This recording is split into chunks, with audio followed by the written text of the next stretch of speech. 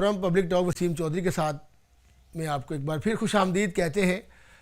बरतानवी वज़ीर-ए-आज़म Andy Barnum तकरीबन 1 माह से ज़ायद उनको अरसा हो चुका है प्राइम मिनिस्टर बने, लेकिन पार्लियामेंट में अभी उनकी एंट्री नहीं हुई। उनकी अभी छुट्टियां चल रही हैं और आइंदा चंद रोज़ में उनकी छुट्टियां और हनीमून जो है वो ख़त्म होने जा रहा है। अपोजिशन की जानिब से कहा जा रहा है कि उनका हनीमून अब ख़त्म हो जाएगा। असल जो हकीकत पार्लियामेंट के अंदर है, जो 10 साल मनसूबा उन्होंने दिया है, उस पर बात करेंगे। और बरतानिया के एक बहुत बड़े जरीदे जो नेशनल जो यहाँ पर न्यूज़पेपर है, उसने कहा जी कि अब बहरान जो बरतानिया में बड़े हैं उनमें इमिग्रेशन का बहरान वो बहुत बड़ा चैलेंज होगा एंडी बर्नम के लिए नेक्स्ट वीक से। और साथ ही साथ जब इमिग्रेशन की बात करते हैं तो उसके साथ ही जो हाउसिंग का जो घरों की शॉर्टेज है, बहरान है, वो भी ये मसले एक दूसरे से जुड़े हुए हैं।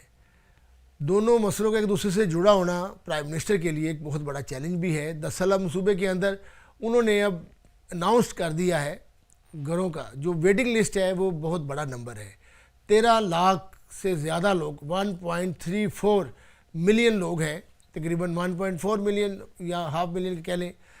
तो उसके साथ साथ ये है जो अभी अप्लाई नहीं कर रहे और इमिग्रेशन जो है, दोनों मसलों पर जो है हुकूमत के लिए बहुत बड़ा चैलेंज है। फंड्स जो हैं वो कर दिए गए हैं ना। उस कंजर्वेटिव पार्टी जो अपोजिशन में है वो कह रही है जी सिर्फ ये जो है नंबर ही हैं और इस पर कुछ लग नहीं रहा कि हुकूमत इम्प्लीमेंट कर पाएगी।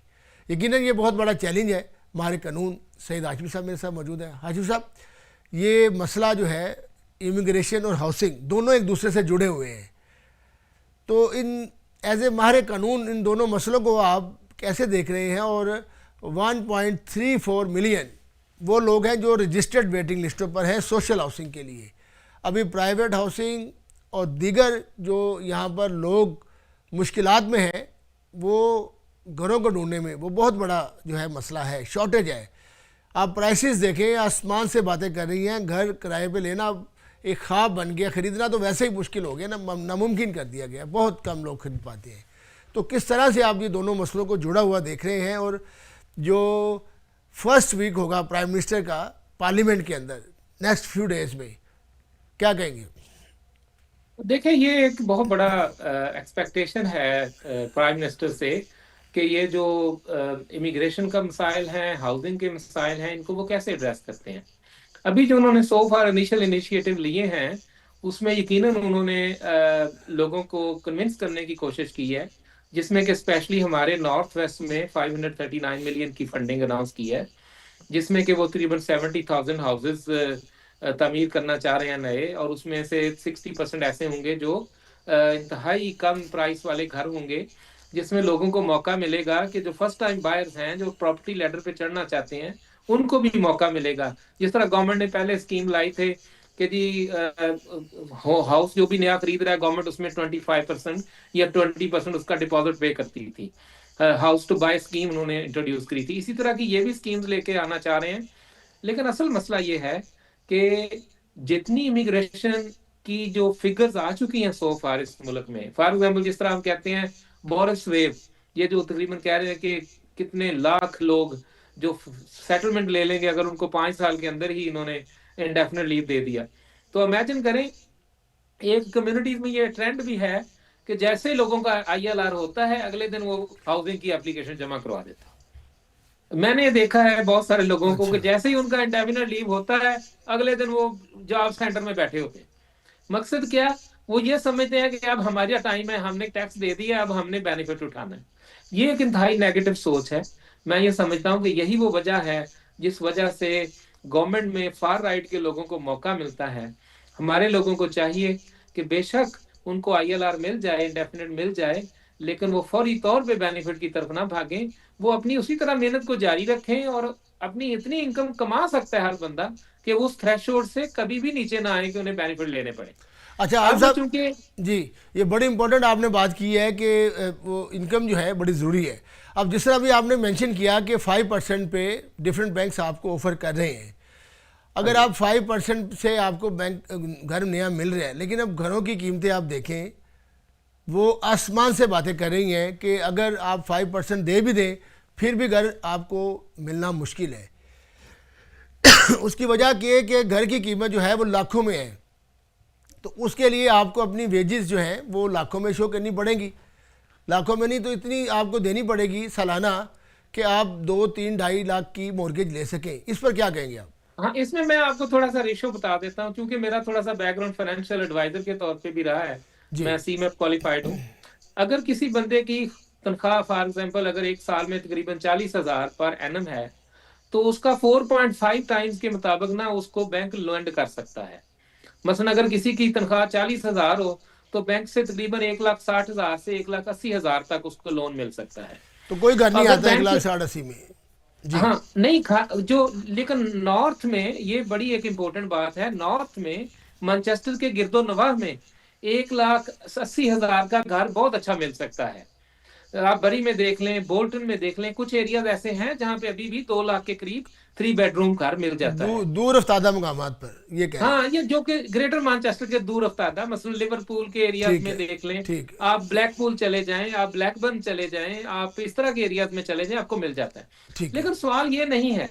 सवाल ये है कि जो लोग यहाँ पे आ गए एज ए इमिग्रेंट्स, क्या वो इस ये सोच रखेंगे कि उन्हें गवर्नमेंट से ही मकान चाहिए, या वो ये सोच रखेंगे कि वो बिजनेस को बेहतर करेंगे, अपनी एजुकेशन को बेहतर करेंगे और उसके बाद अपना घर खरीदेंगे? ये एक वो वाहद एलिमेंट है जिसमें यकीनन जो प्राइस बढ़ रही है वो इस चीज को पीछे धकेल देती है लोगों की एफर्ट को। जी यहाँ पे गवर्नमेंट का किरदार शुरू होता है कि वो उन लोगों को, अगर एक बंदा 5% डालता है तो गवर्नमेंट 20% डाले, साथ उनके डिपॉजिट में हेल्प करे, हेल्प टू बाय स्कीम्स लेके आए, जिसमें कि 25% तक का भी अगर वो करे तो उनकी जो लोन अमाउंट है वो कम हो जाएगी और उनकी सैलरी मैच कर जाएगी और बैंक उनको पैसे दे देगा। ये है असल इसका हल, कि लोगों की वेजेस बढ़े, लोग ज्यादा काम करें, लोग अपने आप को बेटर स्किलफुल करें ताकि वो बेटर जॉब कर सकें। प्रॉब्लम यह है कि लोग ये भी नहीं करना चाहते कि वो अपने आप को बेटर करें। लोग डिग्रियां करना चाहते हैं लेकिन उसमें उसको लर्न नहीं करना चाहते। गवर्नमेंट इतनी सही। फंडिंग कर रही है, इस पे भी फार राइट आप किसी दिन प्रोग्राम करें कि कितने ऐसे लोग हैं जिन्होंने सिर्फ फिक्टिशियसली डिग्रियों में दाखिला लिया हुआ है और प्रॉपर पढ़ ही नहीं रहे। इस पे बकायदा प्रोग्राम होना चाहिए, और इसको फार राइट ने बड़ा राइटली पुल अप किया हुआ है। वो कह रहे हैं कि हम ऐसे कोर्सेज में फंडिंग देंगे ही नहीं जिस कोर्स में कोई स्किल नहीं मिलती। कई सही। लोग बिजनेस मैनेजमेंट पढ़ रहे हैं, इस तरह के शॉर्ट कोर्सेज कर रहे हैं, इतना गवर्नमेंट का पैसा ले रहे हैं, लेकिन वो पढ़ाई के लिए नहीं समटाइम ले रहे, वो जस्ट एक दिखावे के लिए अपनी स्किल नहीं डेवलप। किसी डिग्री की जरूरत नहीं है किसी को जिसमें स्किल ना आए। तो यही आज का पैगाम है कि ये जो इमिग्रेशन की रेपुटेशन खराब हो रही है, अगर आप हाईली स्किल्ड बने, बेटर सिटीजन बने, बेटर टैक्स रिमिटेंस दें गवर्नमेंट को, तो मुल्क बेहतर होगा। अगर आप यहाँ आके बैठ जाएंगे और कहेंगे नहीं जी अब तो हमने बेनिफिट पे रहना है सारी जिंदगी, हमने अपनी औलादों को भी बेनिफिट पे रखना है, तो वो बिल्कुल एक अच्छी चीज नहीं है। वो हमारी रेपुटेशन खराब हो रही है, और हमारे जो जितने भी इमिग्रेंट्स हैं उनको एक ही नजर में देखा जा रहा है, जो टैक्स देता है वो भी उसी नजर में देखा जा रहा है। बिल्कुल सही। जी बिल्कुल आइम साहब, ये बड़े इम्पोर्टेंट जो है सवालात और बात आपने की है, रिस्पॉन्सिबिलिटी की भी बात है। लेकिन अब जब नंबर देखते हैं 1.34 मिलियन से ज़्यादा लोग वेटिंग लिस्ट पर हैं और हज़ारों लाखों में लोग मैनचेस्टर में दूसरे शहरों में वेटिंग लिस्ट पे है कि उनको सोशल घर मिले। सोशल घर क्या होता है? सोशल हाउसिंग जिसे कहते हैं वो यही है कि उसको एक जो गवर्नमेंट की मुकर्रर करदा जो रेट्स है कि उसके ऊपर किराया कम होता है। तो वो अभी लैंडलॉर्ड जो है आप देखें कि अब प्राइवेट जो है वो भी घर नहीं मिल रहे, इतने ज़्यादा किराए जो है लैंडलॉर्ड्स ने घरों की शॉर्टेज की वजह से चार्ज करने शुरू किए हैं। अब थोड़ा सा ये वर्क परमिट्स और इस तरह की चीज़ें जब से इमिग्रेशन पे कंट्रोल हुआ है, किरायों पर भी आप देखें कि कंट्रोल हो रहा है, आहिस्ता आहिस्ता हो रहा है, लेकिन चीज़ें बेहतरी की तरफ जाएंगी। यकीनन ये हम सब पर भी जिम्मेदारी आयद होती है कि जिस मुल्क में रहें रिस्पॉन्सिबिलिटी का मुजाहरा करते हुए। यकीन बड़ी अच्छी बात की है हमारे कानून सही राज साहब मौजूद थे कि ख़ुद मेहनत करके, और इस काबिल जो है इंसान को होना चाहिए, बजाय कि आप किसी चीज़ पर नज़र रखें, ख़ुद अपने आप को इतना इस काबिल कर लें कि आपको उस तरफ जाने न पड़े और आप खुद जो है इस मुल्क में एक बड़े कामयाब और अच्छे शहरी बनकर निकले। प्रोग्राम का वक्त ख़त्म हो जा रहा है। हाशिमी साहब आपका बहुत शुक्रिया, सईद आशिफ साहब तशरीफ़ लाए और तफसीली उन्होंने जो सोशल हाउसिंग है उस पर बात की है। इंशाल्लाह नई नेक्स्ट जो अपडेट्स आएंगी इस हवाले से, किन किन इलाकों में ये नए घर कैसे आपको किन बुनियादों पर मिलेंगे, उस पर भी बात करेंगे। तो इस बात के साथ इजाज़त दीजिए कि आप जहाँ कहीं भी हैं अपना ख़ास ख्याल रखें। इंशाल्लाह कल तक के लिए आपसे इजाज़त चाहते हैं। आपसे फिर दोबारा नए मौजू के साथ मुलाकात करेंगे।